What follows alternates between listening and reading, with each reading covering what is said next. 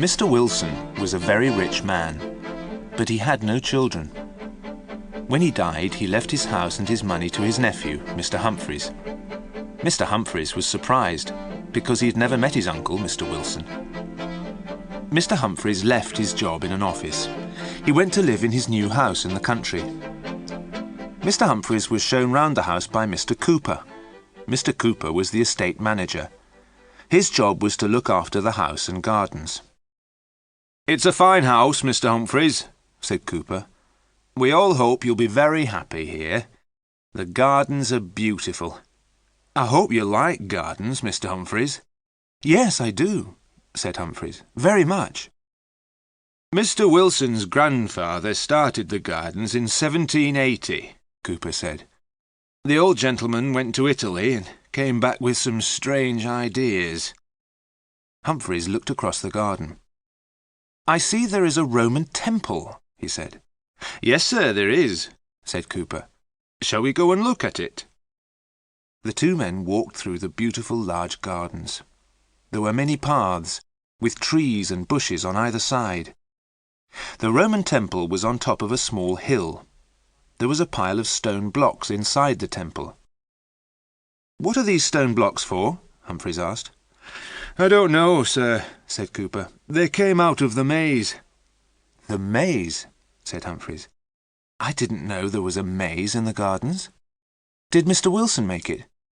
"No, he didn't, sir," said Cooper. "Mr. Wilson's grandfather planted the trees for the maze. Mr. Wilson never went in there. He didn't let anyone else go in either. 20 years ago, Mr. Wilson gave orders for these stones to be taken out of the maze. Then the gate to the maze was locked. No one has been in there since." Mr. Humphreys looked at the stone blocks. Each one had a letter cut into it. "How interesting," he said. "I want to look at this maze." "It's over there, sir," said Cooper, pointing to a small wood. "There's a wall around it and the gate's locked. I'll go to the house and get the key." Cooper went back to the house. Humphreys walked to the small wood. He found a wall with a gate. The gate was locked with an old padlock. Above the gate was some writing in Latin. "Secretum meum mihi et filius domus mei." "Let me see," Humphreys said. "That means something like, 'My secret is for me and for the sons of my house.'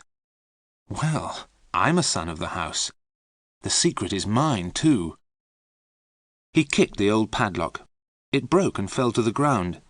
He opened the gate and went into the maze. The picture sequence from the cinema has finished. You can look at it once more if you want. A dark path led into the maze. Inside, paths ran between thick hedges of tall yew trees. It was difficult to walk along the paths.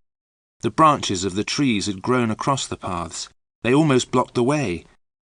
Humphreys was the first person to walk in the maze for 20 years. He walked to the centre of the maze without getting lost. "This is too easy," he said to himself. "A maze is a puzzle. People always get lost in a maze." A stone column stood in the centre of the maze. It was about 4 feet high. On top of the column there was a metal globe. There were drawings and writing on the globe. It was dark and hot in the maze.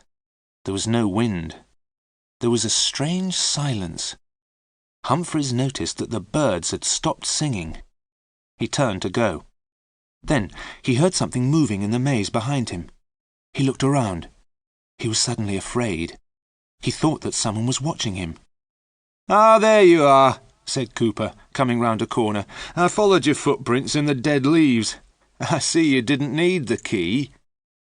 Humphreys was pleased to see Cooper. He thought he was going to see someone or something else. The two men walked back to the house. "Can you ask the gardeners to clear the paths?" said Humphreys. "Tell me, why did Mr. Wilson close the maze?" "I'm not sure, sir," Cooper replied. "Mr. Wilson didn't like his grandfather, old Mr. Wilson, the one who planted the maze. He burnt all his grandfather's books. Perhaps that is why he closed the maze. "What do you know about old Mr. Wilson?" Humphreys asked. "Not much, sir," said Cooper. "He's been dead for 50 years. No one knows where he's buried. He had an Italian servant. The Italian servant buried his master at night. He was buried somewhere here in the gardens, but the grave has never been found." "How very strange," said Humphreys. Mr. Humphreys went back to the house.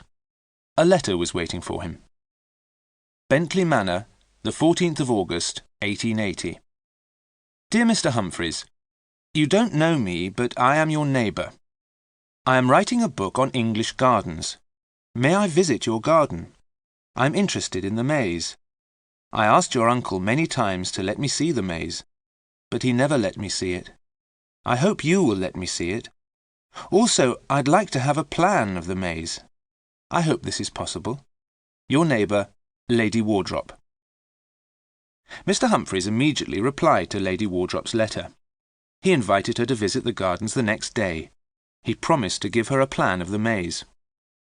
"I shall draw a plan tomorrow morning," he said to himself. The picture sequence from the cinema has finished. You can look at it once more if you want. He spent the evening in the library. There were thousands of books. He saw a very thin book on a high shelf. It was called The Secret of the Maze. He took the book to his bedroom. He wanted to read it before he fell asleep. He looked out of the bedroom window. There was a bright moon in the sky. The gardens were beautiful in the moonlight. White moonlight shone on the Roman temple. There was a red light in the maze. Something was burning.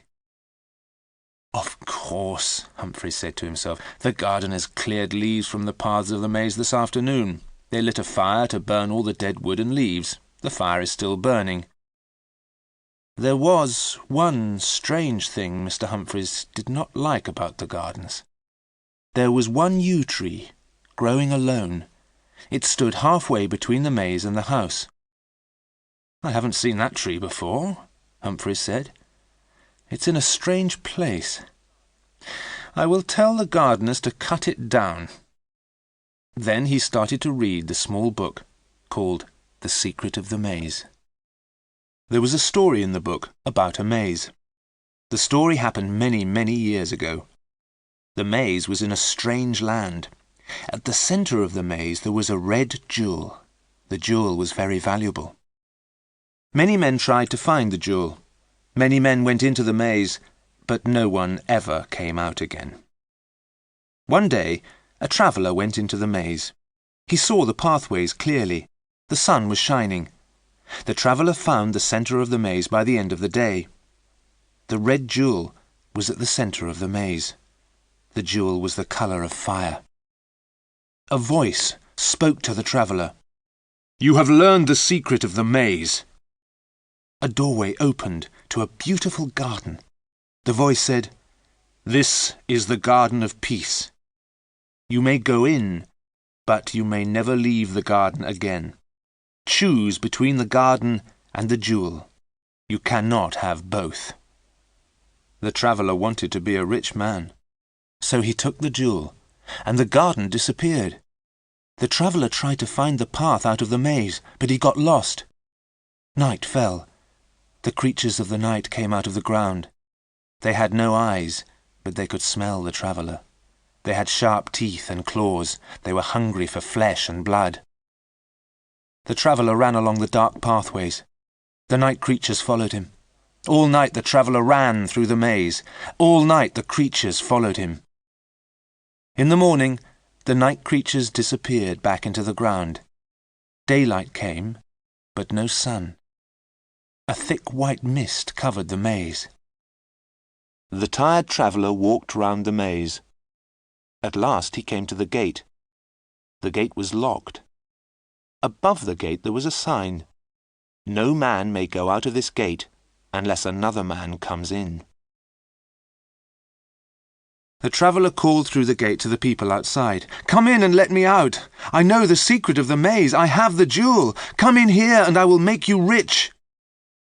But no one came. Humphreys put the book down and fell asleep. He started to dream. He was afraid. He was not in his bed. He was standing inside a gate. He was holding something in his hand. It was hot and red. It shone with a red light. There was a white mist all around him. He was calling out loudly, "Help me! Help me! Open the gate!" A face appeared at the gate. He thought he knew the person's face. The person smiled. He was opening the gate. Humphreys felt happy. "Free," he thought, "free at last." Then he looked at the man who was opening the gate. He knew the man's face. It was himself. "No, no!" Humphreys cried out and woke up. He was on the floor beside his bed. The book he had been reading was gone. It was never found again. The picture sequence from the cinema has finished. You can look at it once more if you want. After breakfast, Humphreys took some paper and a pen. He went out into the garden. "I will draw a plan of the maze," he said to himself. Once again he walked straight to the centre of the maze. He did not get lost. The gardeners had done their job well. The pathways were clear. The gardeners had also cleaned the metal globe. Humphreys looked at the globe carefully. A strange creature was drawn round the centre of the globe. The words "Umbra Mortis," the shadow of death, were written below the creature. The creature was eating its own tail. Above the creature was a man with wings. The man's head was hidden by a ring at the top of the globe. Around the ring was written "Princeps Tenebrarum," the Prince of Darkness. The globe was very strange. Perhaps old Mr. Wilson had brought it back from Italy. Humphreys knocked on the metal globe with his hand. The metal did not seem very thick. The globe sounded hollow. Humphreys was surprised. The globe was hot. It burnt his hand. Was something burning inside the metal globe?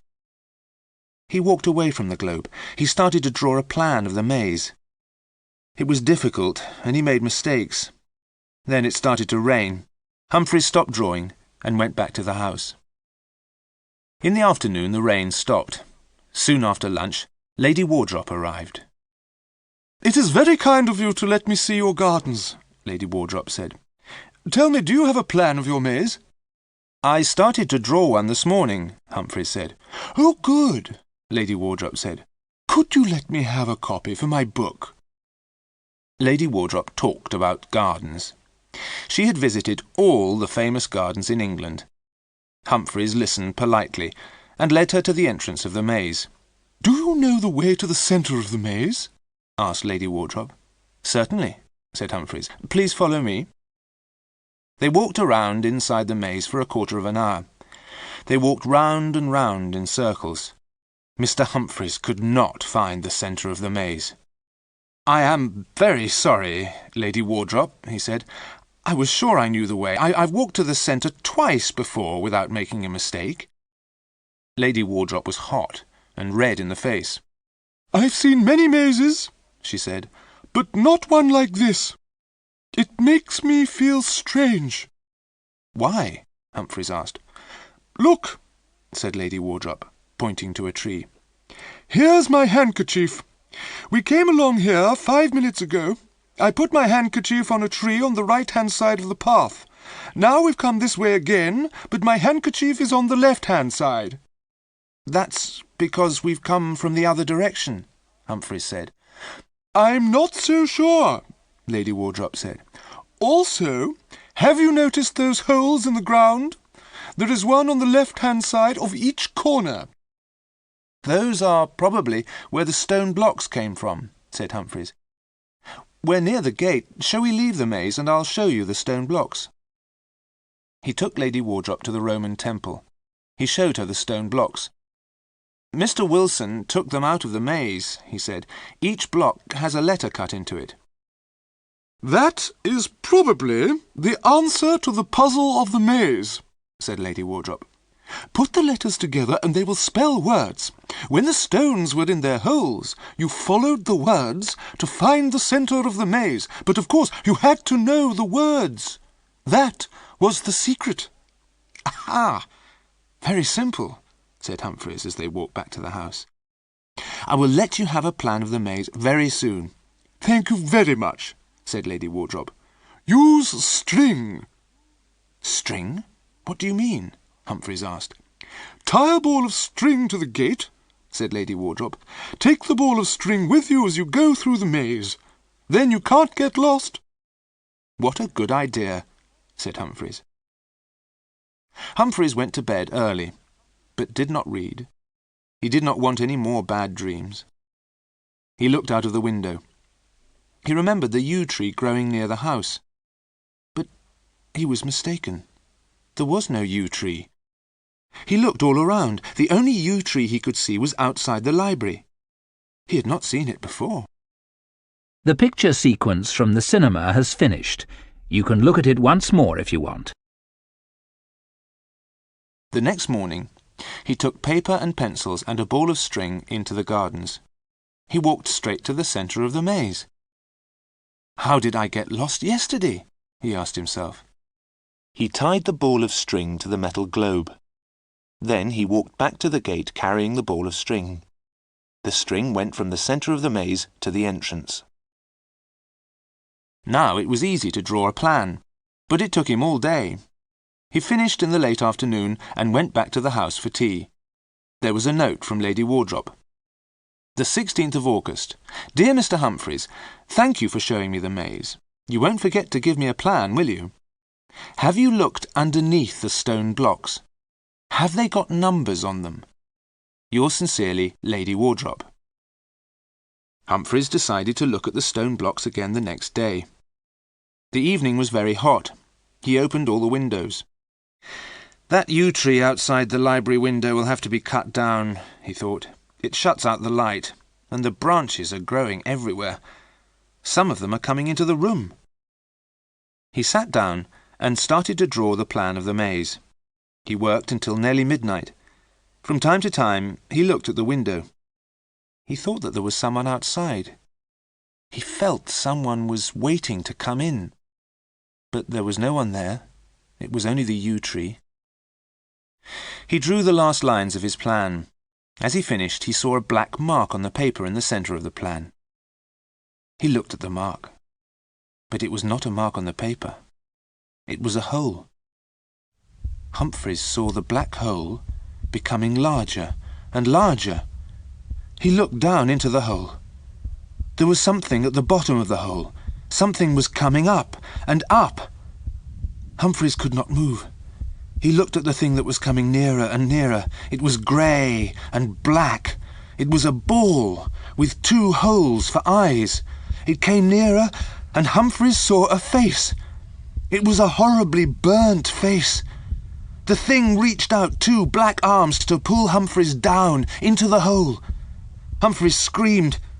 He threw himself backwards. He tried to get away from the burnt face and arms. He cried out as he hit his head on the wall. Then everything went black.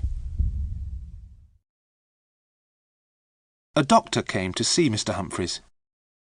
"Mr. Humphreys needs a long rest," the doctor told Mr. Cooper. "He is speaking very strangely. He is talking about some stones in a Roman temple. He wants you to go and look at them. He wants to know if there are numbers on them. Mr. Humphreys wants to know if the letters on the blocks spell words. Also, he wants you to open the metal globe in the centre of the maze," the doctor went on. "After that, he wants you to cut down the maze and burn the trees." Lady Wardrop came to the house when she heard of Mr. Humphreys' illness. The gardeners were busy cutting down the maze and burning the yew trees. Cooper came up to her and said, "Excuse me, Lady Wardrop, but we've got 2 strange things here. Shall I show them to Mr. Humphreys?" "Let me see them," said Lady Wardrop. The first thing was a broken metal globe.